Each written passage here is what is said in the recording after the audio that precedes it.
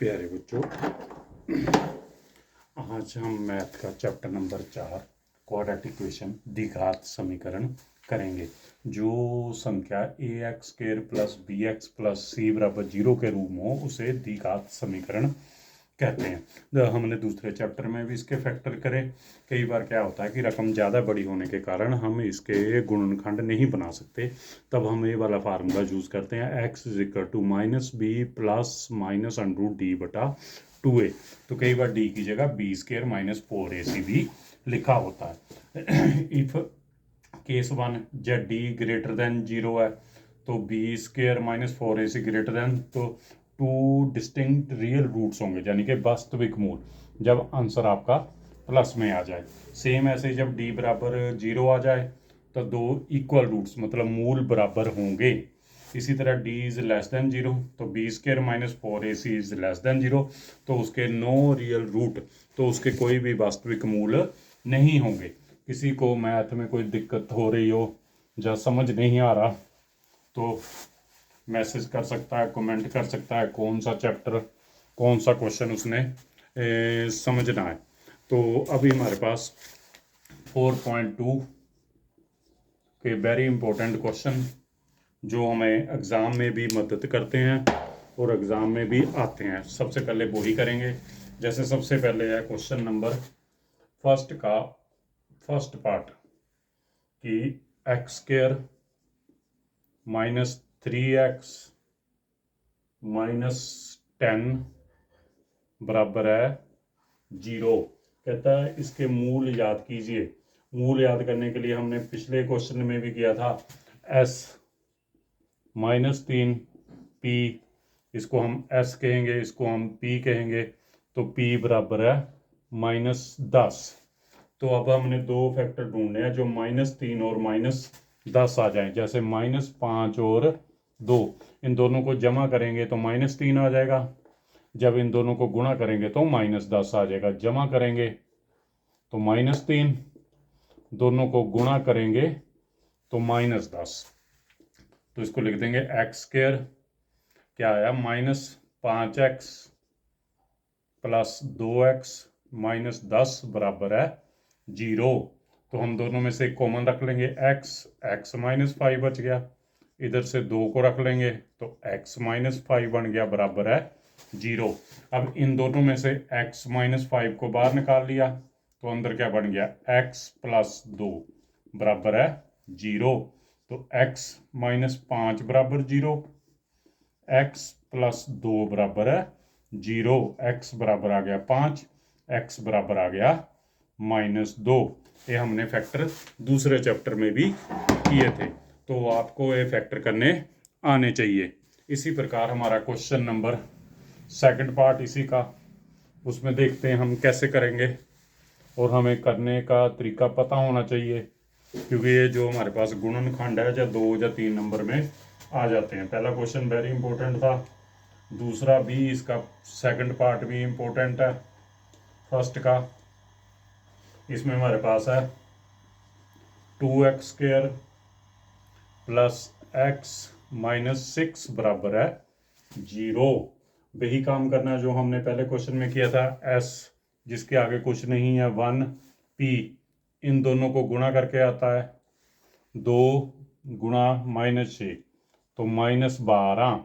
अब ऐसी दो रकमें ढूंढनी है जिसको जमा करें तो 1 आ जाए, गुणा करें तो 12 आ जाए। तो 4 - 3, तो 4 गुणा -3 12 आ गया। बस बड़े आसान से हो गया। 2x² प्लस 4x - 3x - 6 बराबर है 0। इसकी जगह लिख देना है 4x और 3x को। तो बस फिर 2x दोनों में है तो 2x बाहर आ गया, तो इतना क्या बच गया x + 2, -3 बाहर आ गए, x + 2 बराबर है 0। तो 2x, इसमें से 2x + 2x को बाहर रख लो, x + 2 को हमने कॉमन रख लिया तो 2x - 3 आ गया बराबर है 0। तो x + 2 2x - 3 बराबर है 0। तो x + 2 बराबर है 0, 2x-3 भी बराबर है 0, तो x बराबर आ गया -2, तो 2x बराबर आ गया 3, x आ गया 3/2। तो इन फैक्टर को बेटा ध्यान से कर लेना ताकि हमारे को पेपर में ये क्वेश्चन गलत ना हो। ये दोनों क्वेश्चन वेरी इंपॉर्टेंट है जो हमें एग्ज़ाम में बार बार आते हैं। एक इसका और पार्ट इम्पोर्टेंट है, वो भी मैं करवा लेता हूँ। जो बच गए हैं उनको आप खुद प्रैक्टिस करोगे, फिर भी कोई दिक्कत आई तो कमेंट बॉक्स में बता सकते हो। ये क्वेश्चन है इसका 5th पार्ट। मैं अभी इसको आपको बोर्ड एग्ज़ाम के हिसाब से इस चैप्टर को सॉल्व कर रहा हूँ। इन फ्यूचर सारे चैप्टर को सॉल्व करेंगे। अभी आप बोर्ड पेपर के हिसाब से इसकी तैयारी कर लो। तो एस आप सबको पता होगा 20, P 100। अब इसको अपनी अपनी कॉपी में अपने आप फैक्टर करके देखो। वीडियो को पॉज कर सकते हो ताकि आपको भी पता लग जाए कि इसके फैक्टर क्या हो सकते हैं। बाकी 20 और 100 कोई मुश्किल टर्म तो है नहीं है। इसके फैक्टर तो हम वैसे भी ढूंढ सकते हैं जो हमें मिल जाएंगे। थोड़ा सोचो क्या क्या हो सकते हैं। -10 -10 तो -20 हो गए, गुणा कराएंगे तो +100 हो गया। तो अब इसको बस लिख लो 100x² -10x -10x +1 बराबर है 0। तो इन दोनों में से 10x बाहर रख लिए, x -1 -1 को बाहर रख लिया, नहीं जहाँ पर देखो कहाँ पर गड़बड़ हो रही है, थोड़ा ध्यान से करो। जहाँ पर हम किसको रख सकते हैं, -1 को बाहर रखेंगे तो हमारे पास क्या हो जाएगा 10x -1 बराबर है 0 आ जाएगा। तो 10x -1 दूसरा फैक्टर भी बन गया 10x -1 बराबर है 0। तो 10x -1 बराबर 0, 10x -1 बराबर 0। तो 10x बराबर है 1, x बराबर हो गया 1/10। तो इधर भी x बराबर है 1/10, क्योंकि दोनों 10-10 थे तो हमारे पास क्या आंसर आ गया 1/10 1/10। क्योंकि ये द्विघात समीकरण है, इस पर 2 लिखा हुआ है तो इसके फैक्टर भी 2 ही आएंगे। तो ये तीनों क्वेश्चनों को बड़े ध्यानपूर्वक कर लेना है। तीनों में से एक क्वेश्चन आपको एग्जाम में 2 नंबर या 3 नंबर में मिल जाएगा करने के लिए। और उसके बाद इसमें हमारे पास वेरी इंपॉर्टेंट क्वेश्चन है, क्वेश्चन नंबर 3। कहता 2 संख्या याद कीजिए जिनका योग, संख्याओं का योग 27 है और गुणनफल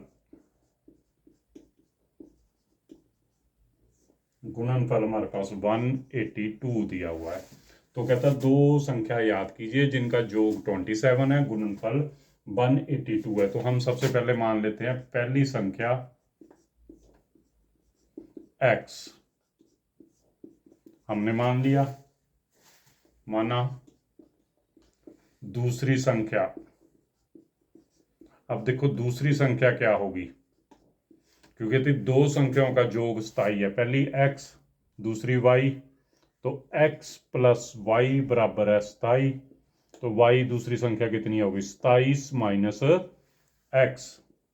तो 27 - x, पहली संख्या x होगी, दूसरी 27 - x होगी।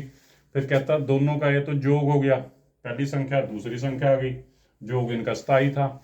गुणनफल, तो इन दोनों को गुणा कर दो, x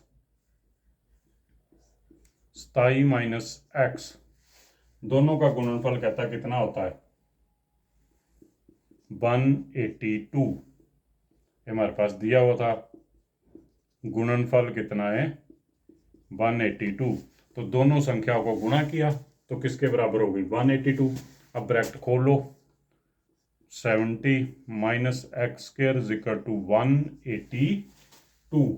अब इसको क्या है x² को प्लस कर लो, x उधर चल के क्या हो गए प्लस के हो गए 27 का आधे हो गए, माइनस के 182 वहाँ पर ही है, तो इक्वेशन सीधी हो गई x square minus 27x plus 82 बराबर है 0। इसमें भी फिर एस और पी निकाल लो, एस हो गया -27, पी हो गया 182।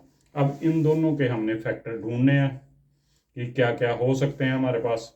तो हमारा क्वेश्चन हो जाएगा -13 और -14, 27 हो गए, -13 को 14 से मल्टीप्लाई करो तो +182 हो जाएंगे। तो लिख लेंगे बस एक्स स्क्र -13x और हमारे पास क्या -14x प्लस 182 बराबर है 0। तो इसमें से बस और क्या करना है, x को बाहर निकाल लो, तो x -13, इनमें से -14 को बाहर निकाल लो, तो a हमारे पास हो गया, x -13 अंदर बच जाएंगे। तो दोनों में से x -13 को बाहर निकाल लिया, अंदर बन गया x -14 बराबर है 0, x -30 बराबर 0, x -40 बराबर 0। तो x बराबर 13, तो x बराबर 14। जब हम पहली संख्या लेंगे, पहली संख्या x बराबर है 13 या होगा 14, तो दूसरी संख्या कितनी आ जाएगी हमारे पास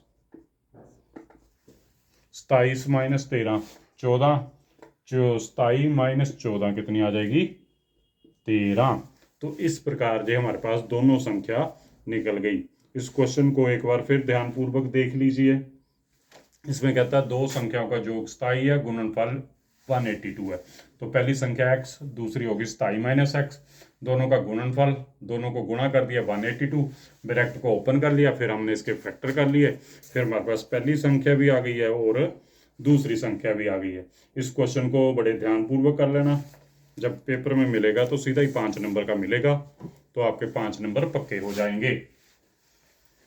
नेक्स्ट क्वेश्चन की तरफ बढ़ते हैं।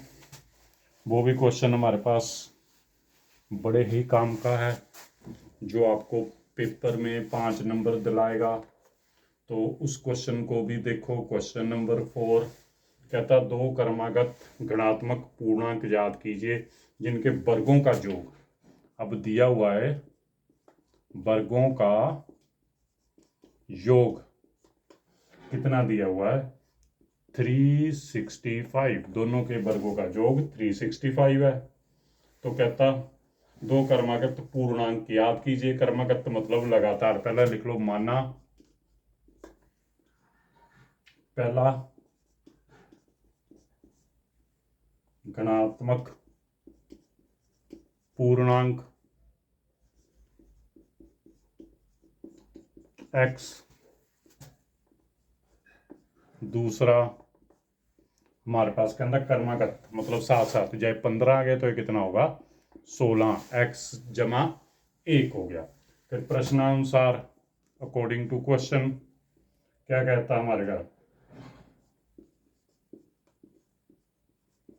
प्रश्नानुसार हमारे पास क्या कह रहा है कि दोनों के वर्गों का योग 365 है, वर्ग मतलब स्क्वायर, का स्क्वायर x + 1 का स्क्वायर बराबर है 365। अब ये बन गया a + b का स्क्वायर, a + b का whole square, a² + 2ab + b²। अब कहता है इसको हल कर लो, तो सिंपल सा x² 2x + 1 बराबर है 365, x 2x² जमा 2x, 1 उधर जाकर माइनस हो गया तो कितने बन गए 364। तो हमारे पास ये रकम बन गई है 2x² 64। तो इसको हम इकट्ठा कर लेंगे 2x² + 2x - 364 बराबर है 0, क्योंकि हमने द्विघात समीकरण है। अब इन दोनों में दो दो बार निकाल लो, तो x² x, इसमें से दो बार निकल गए तो हमारे पास कितना बन गया 182 बराबर है 0। फिर वही काम करना है, s बराबर है 1, p बराबर है -82, तो हमारे पास 14 और -13 फैक्टर आ जाएंगे, क्योंकि 14 में से 13 गए, 1 बच गया, दोनों को मल्टीप्लाई किया तो 182 हो जाएगा। तो बस इसके फैक्टर करो और आगे से अपने क्वेश्चन को क्लोज करो और 5 नंबर एग्जाम में इकट्ठे कर लो। फिर वही x² plus 14x minus 13x minus 182 बराबर है 0। x को बाहर रखो, x प्लस 14 माइनस 13 को बाहर रखो, x प्लस 14 बराबर है 0। तो x प्लस 14 बराबर है 0, x माइनस 13 बराबर है 0। x बराबर आ गया -14, x बराबर आ गया 13, एक आ गया 13, एक आ गया हमारे पास 14। ये हमारे पास दो वैल्यू हो गई हैं। अब क्या है कि ऋणात्मक है तो माइनस का हो नहीं सकता, इसको कैंसिल कर दो। तो पहली संख्या, पहला पूर्णांक हमारे पास आ गया 13, तो दूसरा कितना हो जाएगा 13 जमा 1, उसका नंबर हो जाएगा 14। इस प्रकार हमारे पास दोनों पूर्णांक निकल गए हैं। फिर एक बार देख लो, वर्गों का योग 365 है, तो पहला x हो गया, x प्लस 1 हो गया, इन दोनों का वर्ग कर दिया, x का वर्ग x प्लस 1 का वर्ग, तो a प्लस b का स्क्वायर खोल दिया। फिर फैक्टर सेम दोनों के याद आ जाएंगे, 14 और 13 है, तो दोनों को कॉमन रख के अपने क्वेश्चन को हमने हल कर लिया। इस प्रकार ये भी आपके 5 नंबर का क्वेश्चन एग्जाम में कवर हो जाएगा, जिससे कि आप 5 नंबर प्राप्त कर सकते हो। नेक्स्ट क्वेश्चन है हमारे पास 5, जो ये भी बहुत बार एग्जाम में आपको देखने को मिल जाता है। इस समकोण त्रिभुज की ऊंचाई याद करो। ये हमारे पास है समकोण त्रिभुज, समकोण मतलब जिसका एक कोण 90 का हो, इसकी कहता है ऊंचाई। ये है हमारे पास इसकी ऊंचाई, इसको कहता पता करो, इसको हमने खोज करनी है। फिर कहता है इसके आधार से, कहता है एक समकोण त्रिभुज की, कहता है एक समकोण त्रिभुज की ऊंचाई इसके आधार से 7 सेंटीमीटर कम है। तो हमें इसका आधार मानना पड़ेगा x, पहले माना आधार x। अब ऊंचाई कितनी होगी, ऊंचाई उसने प्रश्न में कह दिया, इसकी ऊंचाई कहता कितनी है, आधार से 7 कम, x माइनस 7। तो कहता कर्ण कितना दिया हुआ है हमारे पास 13, तो x माइनस 7, तो कर्ण 13। तो हम इसको अब कैसे हल करेंगे, पाइथागोरस प्रमेय के अनुसार। अब तक तो सबको पाइथागोरस प्रमेय आ गई होगी, क्योंकि हमने अभी तो ट्रिग्नोमेट्री भी कर ली है, उसमें भी हम पाइथागोरस प्रमेय को बार बार यूज करते हैं। अब किसी को नहीं आती है तो मैं बता दूंगा कैसे करनी है, तो वो कर लेगा।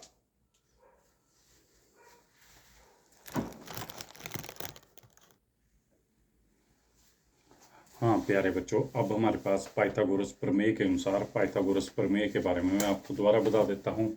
आधार का स्क्वायर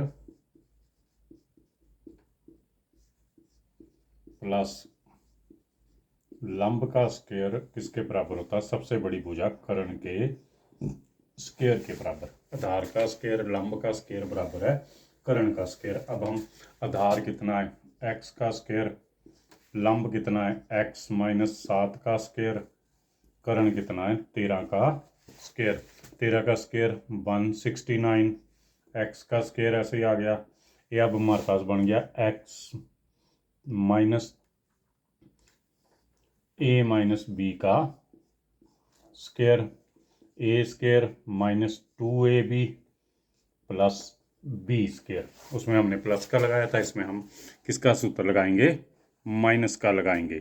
तो इसको बस आगे देखो, x का स्क्वायर माइनस 7 दूनी 14x प्लस 49, तो हमारे पास बन गया 2x square minus 14x plus 49 minus 169 बराबर है 0।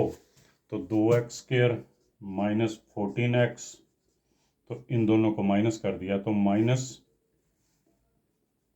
120 बराबर है 0। तो वही काम हो गया। अब इसमें से 2 2 काट दो, x² माइनस 7x 60 बराबर है 0। x² माइनस 7x 60, तो s बराबर ले लो -7, p बराबर ले लो -60। तो -7 और -60 के फैक्टर कर लो तो हमारे पास कितने आ जाएंगे, -12 और 5, 12 पंजे हमारे पास कितने हो जाते हैं आपको पता है। तो उसको बस -12 और 5 को लो तो आगे कर लो। x² -12x प्लस 5x -60 बराबर है 0। तो बस इसको आगे हमने सोल्व करना है। तो हमारे पास क्या बन गया, x² बन गया, तो उसमें से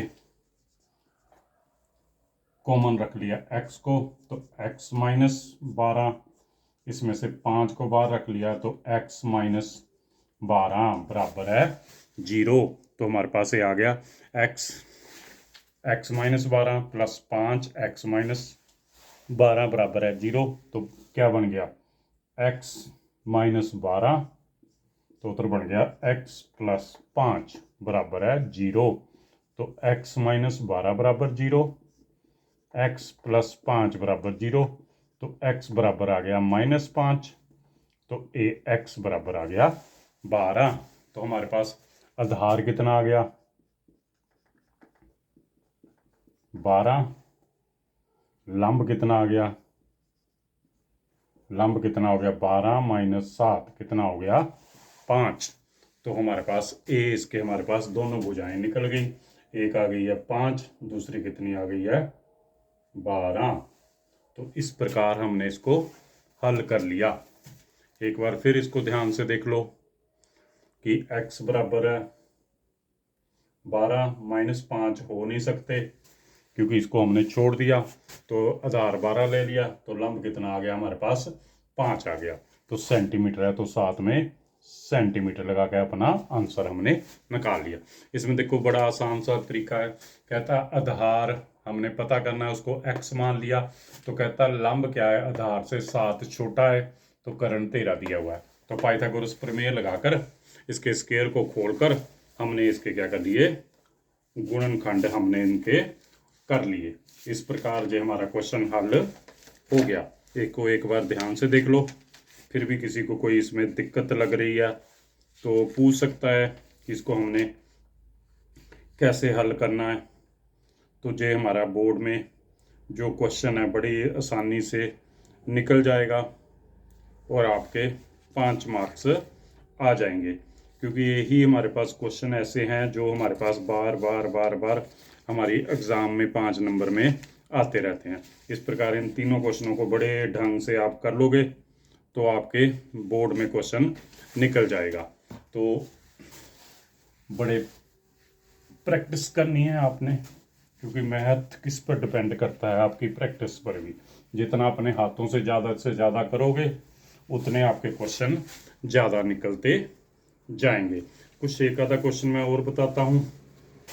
कहता है कि हमारे पास दिया हुआ है 2x² प्लस kx प्लस 3 बराबर है 0।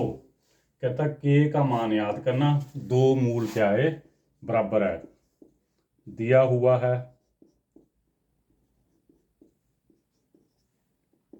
क्या दिया हुआ है कि कहता मूल क्या है बराबर है, मूल बराबर हैं। तो इसको कैसे हल करेंगे, मैंने बताया था जब मूल बराबर हों तो d बराबर किसके आएगा 0 के। d को हम क्या लिखते हैं, b² - 4ac बराबर है 0।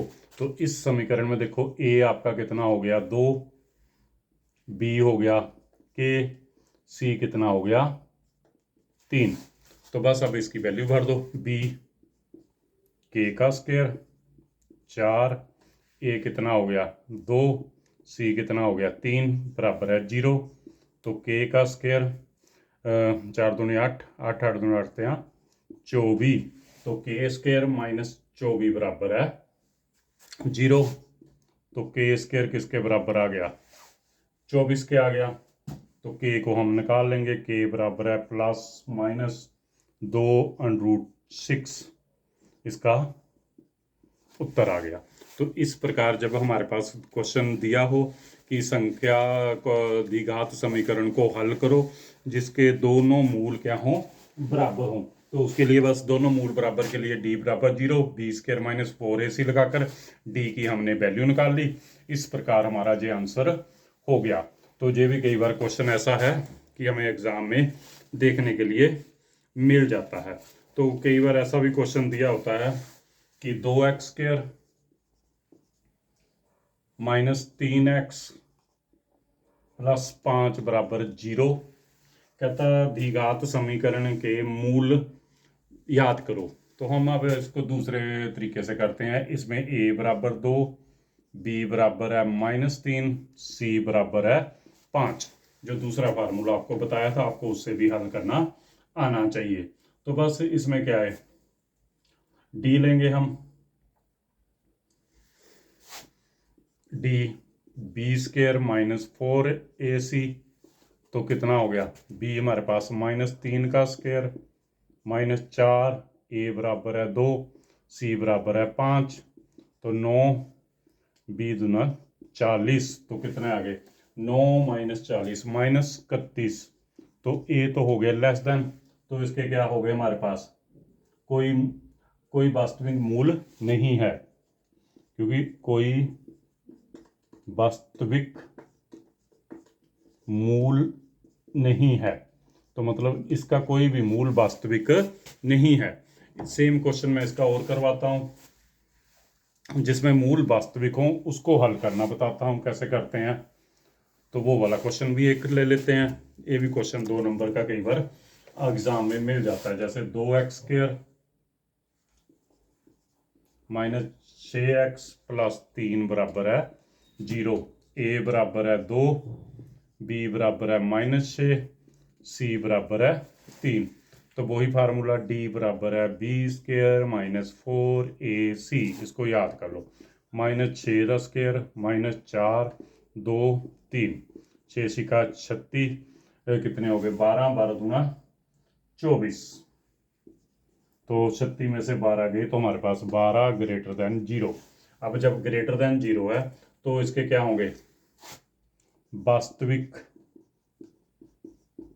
मूल है। जब वास्तविक मूल है तो इसको हम फार्मूला लगाएंगे, x बराबर है -b प्लस माइनस √d बटा 2a।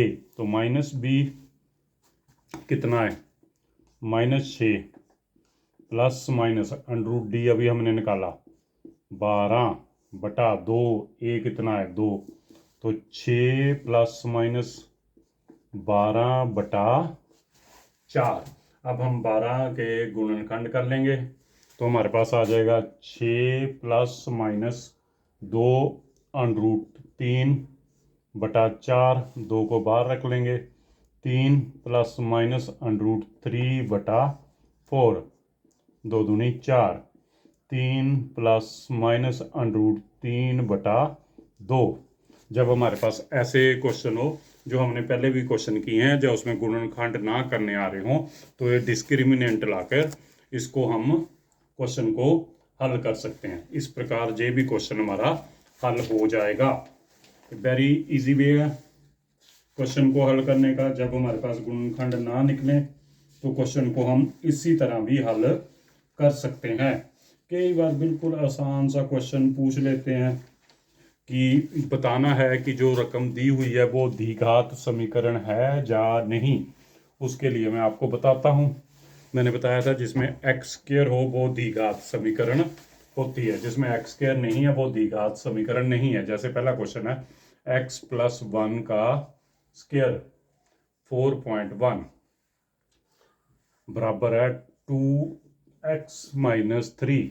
अब बताना द्विघात समीकरण, जहां से देखेंगे 2 है तो है, फिर इसको हल करेंगे a square plus 2ab plus b 2x minus 6 x square 2x minus 2x plus 1 plus 6 बराबर है 0। तो ये बन गया एक्स स्क्र, एक कट गए तो ए कितना हो गया 7 बराबर है 0।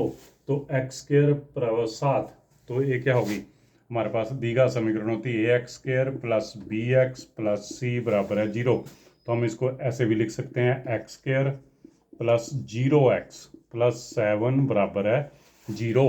तो ये हमारे पास कौन सी समीकरण हो गई द्विघात समीकरण है। तो जब ऐसी समीकरण कोई 2 नंबर का क्वेश्चन आ जाए, इसको बताओ कि ये द्विघात समीकरण है या नहीं, तो उसको आप इस तरह हल करोगे और अपना आंसर निकाल लेंगे। तो आपका आंसर आ जाएगा कि आपके पास दी हुई रकम द्विघात समीकरण है या नहीं। जैसे जे वाला क्वेश्चन है इसका, जे हमारे पास फर्स्ट पार्ट था द्विघात समीकरण है, जे हमारे पास इसका 6 पार्ट है। इसमें दिया हुआ है x square plus 3x plus 1 बराबर है x माइनस 2 का स्क्र।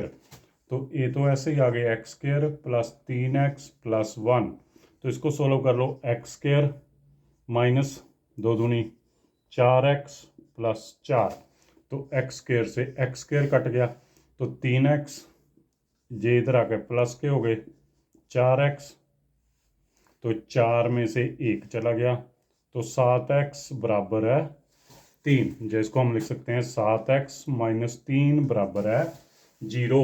तो ये बताना द्विघात समीकरण है या नहीं। नहीं, नहीं क्यों है? क्योंकि इसमें एक्स स्क्र की पावर नहीं आई। जिसमें एक्स स्क्र की पावर नहीं होगी वो हमारे पास द्विघात समीकरण नहीं होगी। इस प्रकार हमने चौथा चैप्टर द्विघात समीकरण के वेरी इंपॉर्टेंट क्वेश्चन जो एग्ज़ाम में आते हैं उसको आप प्रैक्टिस बार बार कर सकते हो। कोई क्वेश्चन आपको लगे कि हमें सोल्व करना चाहिए तो आप मेरे को बता सकते हैं, तो मैं आपको सोल्व कर दूंगा।